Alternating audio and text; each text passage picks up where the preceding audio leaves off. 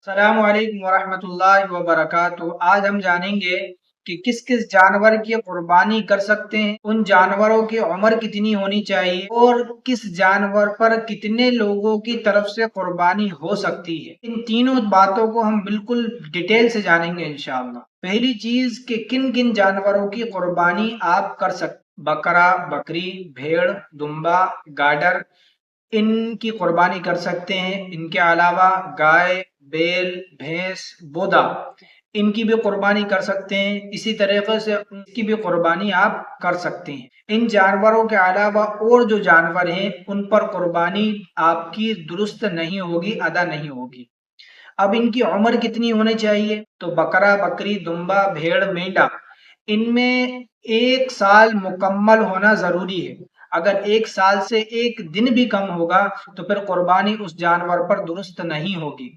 हाँ, दुम्बा, भेड़ वगैरह जो होती है, अगर फरवा है, मोटी है, सेहतमंद है, तंदुरुस्त है, तो उस पर 6 महीने मुकम्मल होने के बाद भी कुर्बानी कर सकते हैं। लेकिन सेहतमंद होना और ऐसी दिखना चाहिए वो कि 1 साल की मुकम्मल हो गई है, ऐसी दिखना चाहिए। अगर वो 6 महीने की भी है तो फिर उस पर कुर्बानी दुरुस्त हो जाएगी, आप उस पर कुर्बानी कर सकते हैं।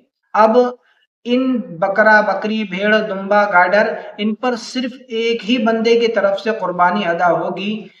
इसके अलावा जो गाय है, बैल है, भैंस है, पड़ा है, इनका मुकम्मल 2 साल होना जरूरी है। 2 साल से अगर एक दिन भी कम हुआ तो फिर इन पर कुर्बानी करना दुरुस्त नहीं होगा।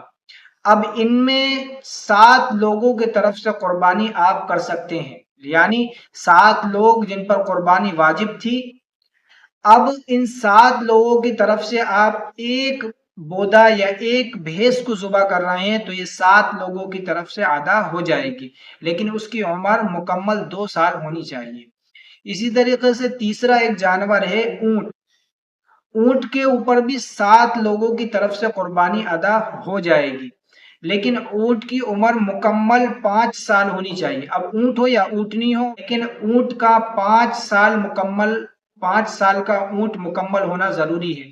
अगर 5 साल से एक दिन के भी कम का होगा तो उस पर भी कुर्बानी दुरुस्त नहीं होगी, और इसको कुर्बान करने से भी 7 लोगों की कुर्बानियां जो है कि 7 लोगों की तरफ से कुर्बानी अदा हो जाएगी। ये 3 तरीके के जानवर, 3 कैटेगरी के जानवर हैं।